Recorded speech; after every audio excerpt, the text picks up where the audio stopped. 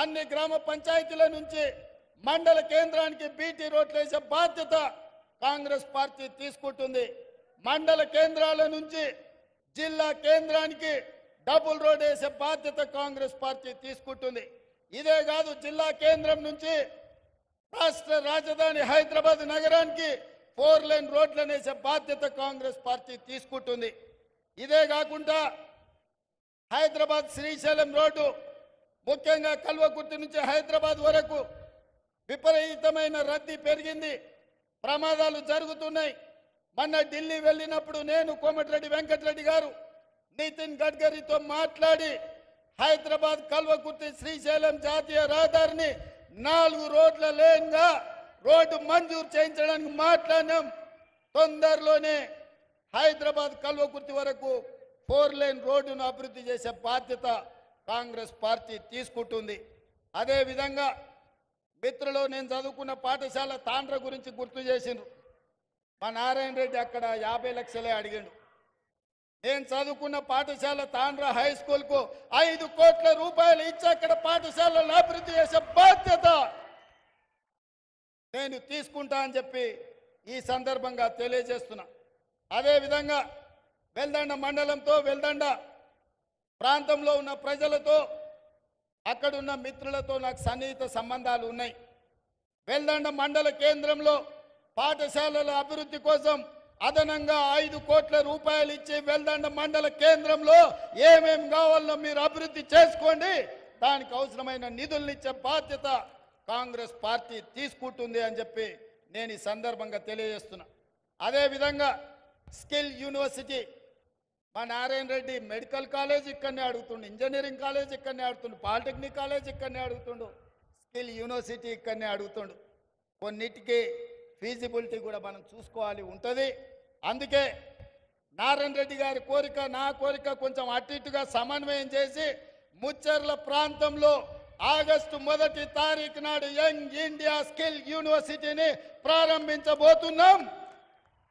100 కోట్ల రూపాయలు 50 ఎకరాల భూమిని కేటాయించి కల్వకుర్తికి ఏదైతే కర్తాల మనకు మొట్టమొదటి ముఖద్వారమో అక్కడ కూతవేటి దూరంలో ఉన్న ముచ్చర్లలో ఉన్న ల్యాండ్లో యంగ్ ఇండియా స్కిల్ యూనివర్సిటీని ఆగస్టు 1వ తారీఖు నాడు 50 ఎకరాలలో 100 కోట్లతో పనులు ప్రారంభించబోతున్నాం. ఆ స్కిల్ యూనివర్సిటీ మన ప్రాంతం యొక్క యువకుల భవిష్యత్తును తీర్చిదిద్దబోతుంది. ఆగస్టు 1వ తారీఖు నాడే రాబోయే 3 రోజుల్లో ప్రారంభించుకోబోతున్నాం. చివరగా ఒక్క మాట చెప్పదలుచుకున్నా. ఎన్నికల్లో శ్రీమతి సోనియా గాంధీ గారు రాజీవ్ గాంధీ ప్రాంగణం తుక్కుగూడ రంగారెడ్డి జిల్లాలో సెప్టెంబర్ 17, 2023 నాడు 6 గ్యారెంటీలను ఇవ్వడం జరిగింది. నేను ఆ రోజే చెప్పిన 2004లో శ్రీమతి సోనియా గాంధీ గారు తెలంగాణ రాష్ట్ర పర్యటనకు వచ్చినప్పుడు కరీంనగర్లో తెలంగాణ 4 కోట్ల ప్రజల యొక్క ఆకాంక్ష తెలంగాణ రాష్ట్రం గురించి, తెలంగాణ ప్రజల గుండె చప్పుడు గురించి నాకు తెలుసు, తప్పకుండా మీ ఆకాంక్ష నెరవేరుతుందని వారు మాట ఇచ్చింది. ఆ మాట నిలబెట్టుకోవడానికి ఎన్ని ఒడిదుడుకులు వచ్చినా, ఎన్ని అడ్డంకులు వచ్చినా తెలంగాణ రాష్ట్రం ఇస్తే ఆంధ్రప్రదేశ్లో పార్టీ ఉనికి కోల్పోయి, కేంద్రంలో అధికారం కోల్పోయి తెలంగాణ రాష్ట్రంలో ఒడిదుడుకులను ఎదుర్కొన్నా సోనియా గాంధీ గారు ఇచ్చిన మాట నిలబెట్టుకోవడానికి మాట తప్పని మడమ తిప్పని నాయకురాలుగా 2004లో తెలంగాణ రాష్ట్రం ఇస్తా అని 2014లో రాష్ట్రం ఇచ్చిండ్రు. మరి అలాంటి నాయకురాలు తుక్కుగూడ రంగారెడ్డి జిల్లాలో 6 గ్యారెంటీలను ఇస్తే ఆమె వారసులుగా, కాంగ్రెస్ పార్టీ అధ్యక్షుడిగా, మీ బిడ్డగా 6 గ్యారెంటీలను అమలు చేసే బాధ్యత నాది.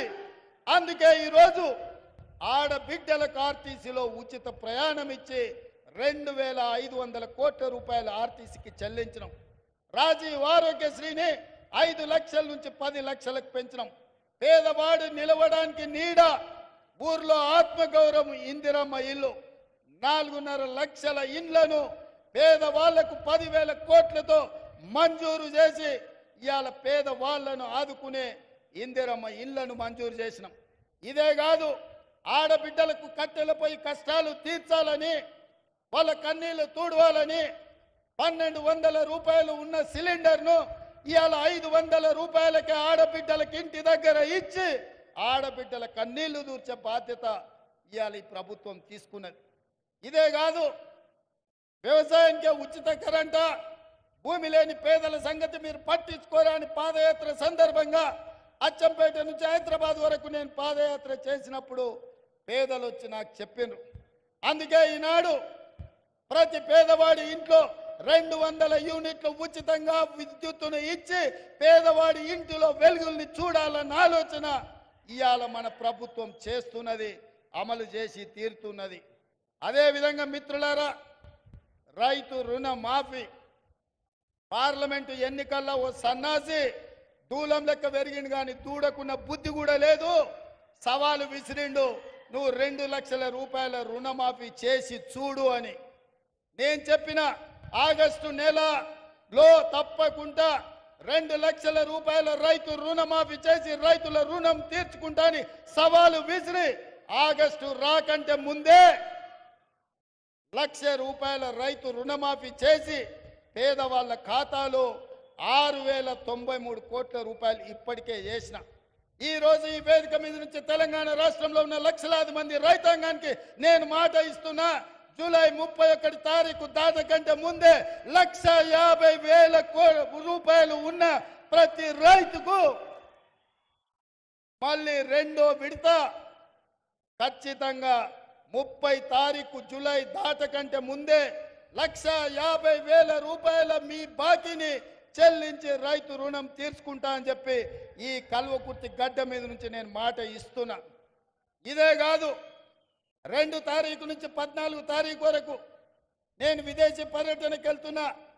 వచ్చిన ఎంబడే 2 లక్షల రూపాయల వరకు రైతులకున్న రుణాలను మొత్తాన్ని ఆగస్టు నెలలో పూర్తి చేసి మీకు ఇచ్చిన మాట నిలబెట్టుకొని తెలంగాణ రైతాంగం యొక్క రుణం తీర్చి మీ రుణము తీర్చుకునే బాధ్యత ఇచ్చినందుకు మీకు కృతజ్ఞత చెప్పుకునే అవకాశం ఆగస్టు నెలలో నేను తీసుకుంటాను తెలియజేస్తున్నా.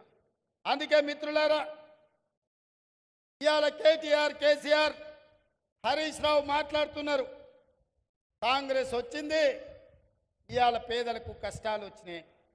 నేను చెప్పదలుచుకున్నా, పేదలకు ఎవరికి కష్టాలు రాలే, మీ కుటుంబానికి కష్టాలు వచ్చినాయి.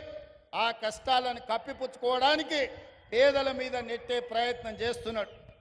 మన అసెంబ్లీలో మాట్లాడుతూ నేను కొన్ని ప్రశ్నలు అడిగి ప్రతిపక్ష నాయకుడు రావాలి అని సూచన చేస్తే కేటీఆర్ అన్నాడు, ఆయన రాడు, మేమే వస్తాం, బావా బామార్దులమే సమాధానం చెప్తామని. టీవీలో చూసినట్టున్నాడు. 24 తారీఖు నాడు కేటీఆర్ మాట్లాడింది. 25 తారీఖు నాడు పొద్దున్నే 12 గంటలకు అసెంబ్లీ ఉంటే 11:30కి వచ్చి కూర్చున్నాడు కేసీఆర్. వీడు తిక్కలోడు, అసలే తిరణాలకు పోతే ఎక్కడానికి దిగడానికి సరిపోయింది అన్నట్లా వీడు ఏం చేసి వస్తాడో, వీడికి చేతికిస్తే ఇది ఎక్కడ పోతా అని వచ్చి పొద్దున్నే అసెంబ్లీలో కూర్చున్నాడు. అంటే కొడుకేమో రాడంటాడు, తండ్రి ఏమో పొద్దున్నే వచ్చి కూర్చుంటాడు. అంటే ఇవాళ వాళ్ళ మధ్యలో సమన్వయం లేదు, అధికారం కోల్పోయిన బాధ కొట్టొచ్చినట్టు కనిపిస్తుంది. అదే కాకుండా మన ఆయన మేడిగడ్డ గోదావరి ప్రాజెక్టులను పరిశీలించడానికి పోయిండు. మా దగ్గర బాలయ్య అనే డ్రైవర్ ఉంటాడు, వాళ్ళ కొడుకు అక్కడ ఇక్కడ హడావిడిగా తిరుగుతున్నాడు. వాడు 10వ తరగతి పాస్ అయింది కానీ వాడికి ఏందో ఈ తిరుగుళ్ళు అలవాటు. ఊరికే టీవీ చూస్తున్నాడు, కేటీఆర్ ఉన్నాడా సార్ అంటుండు. ఎందుకురా అంటే, సార్ కేటీఆర్ గారికి సెల్ఫీలు దిగుడు, సెల్ఫ్ డబ్బా కొట్టుకున్నాడు అలవాటు, అసెంబ్లీలో నోరు జారుతాడు, ఆడ మేడిగడ్డ గోదావరి జిల్లాల కాలు జారిండు అనుకో, అండ్లబడి కొట్టుకపోతే లేనిపోని పని అవుతుంది అన్నాడు. మరి ఏం చేయాలంటే ఇది కూడా కష్టమే సార్, ఆయన నీళ్ళలో కొట్టుకపోతేనే కుటుంబానికి విషాదం, బయటికి తీస్తేనేమో ఇది రాష్ట్రం మొత్తానికి విషాదం అవుతుంది, ఎందుకంటే ఈ తెలంగాణను తెగ నమ్ముకుంటారు వాళ్ళ కుటుంబం అని. అందుకే ఈరోజు ఈ తెలంగాణ రాష్ట్రంలో ప్రజలని వంచినందుకు 2023లో ప్రభుత్వానికి రాకుండా ఓడగొట్టిండ్రు. బుద్ధి మారక, అహంకారం తగ్గక అల్పం మాటలు మాట్లాడుతుంటే పార్లమెంటులో గుండు 0 ఇచ్చిండ్రు టీఆర్ఎస్కు. ఇప్పటికి కూడా వాళ్ళ బుద్ధి మారలే. ప్రభుత్వం చేస్తున్న సంక్షేమ కార్యక్రమాలకు, ప్రభుత్వం తీసుకుంటున్న నిర్ణయాలకు సంపూర్ణంగా సహకరించి ప్రతిపక్ష పాత్ర పోషించి ఈ ప్రభుత్వానికి సూచనలు ఇస్తే కనీసం పంచాయతీ ఎన్నికల్లో ఏమైనా వస్తుండే. కానీ ఇప్పుడు పంచాయతీ ఎన్నికలలో కూడా వాళ్ళకు వచ్చే అవకాశం లేదు. ఇక్కడ ఉన్న వేదిక మీద ఉన్న మా నాయకులకు నేను ఒక మాట చెప్పదలుచుకున్నా. ఇక్కడ ఉన్న మా కార్యకర్తలకు అసెంబ్లీ ఎన్నికలు అయిపోయినాయి, పార్లమెంట్ ఎన్నికలు అయిపోయినాయి, నాయకుల ఎన్నికలు అయిపోయినాయి. ఇప్పుడు రాబోయేది sarpanch, MPTC, ZPTC, municipal councillor ఎన్నికలు. అంటే కార్యకర్తల ఎన్నికలు. కార్యకర్తల ఎన్నికల కోసం ఈ వేదిక మీద ఉన్న నాయకులు నాతో సహా గ్రామాలు తిరిగి, తండాలలో, గూడాలలో, మారుమూల పల్లెల్లో తిరిగి కాంగ్రెస్ జెండా మోచిన మిమ్మల్ని ప్రజా ప్రతినిధులుగా గెలిపించుకునే బాధ్యత మాది. నాయకుల ఎన్నికలు అయిపోతే నాయకులను, కార్యకర్తలను మర్చిపోతారు. కానీ నేను నాయకుడిని కాదు, కార్యకర్తల కోసం కష్టపడేవాడిని. కార్యకర్తల్ని ప్రజా ప్రతినిధులుగా గెలిపించి సంక్షేమంలో, అభివృద్ధిలో కార్యకర్తలను భాగస్వాములను చేసినప్పుడే కాంగ్రెస్ పార్టీ బలంగా ఉంటుందని నేను విశ్వసిస్తున్నా. అందుకే మిత్రులారా, రాబోయే సర్పంచ్ ఎన్నికలకు సమాయత్తం కాండి. ఎంపీటీసీలు, జడ్పీటీసీలు, కౌన్సిలర్లు, కార్పొరేటర్లు, కార్యకర్తలను గెలిపించుకొని ఈ అధికారంలో మిమ్మల్ని భాగస్వాములను చేసుకొని ఈ ప్రభుత్వం అమలు చేస్తున్న సంక్షేమ కార్యక్రమాలు మీ ద్వారానే పేదలకు గ్రామాలలో అందించే బాధ్యత మేమందరం తీసుకుంటాం. అందుకే మిత్రులారా, కల్వకుర్తి ప్రాంత అభివృద్ధి కోసం ఈరోజు మీ ఎమ్మెల్యే నారాయణ రెడ్డి గారు ఏర్పాటు చేసిన ఈ సభకు మీరందరూ వచ్చేసి కల్వకుర్తి అభివృద్ధిలో భాగస్వాములై జైపాల్ రెడ్డి గారి గుర్తింపు, గౌరవాన్ని పెంచడానికి ఈరోజు ప్రతి ఒక్కరు ఎవరెవరైతే కృషి చేసిండ్రో, ఈరోజు జైపాల్ రెడ్డి గారి విగ్రహావిష్కరణ కొట్ర చౌరస్తాలో ఉండబోతుంది. కార్యక్రమం తర్వాత అక్కడికి వెళ్తున్నాం. కార్యకర్తలను అందరినీ కూడా జాగ్రత్తగా అక్కడికి రమ్మని సూచన చేస్తూ జైపాల్ రెడ్డి గారి విగ్రహావిష్కరణ చేయడం నాకు ఒక గొప్ప అవకాశం.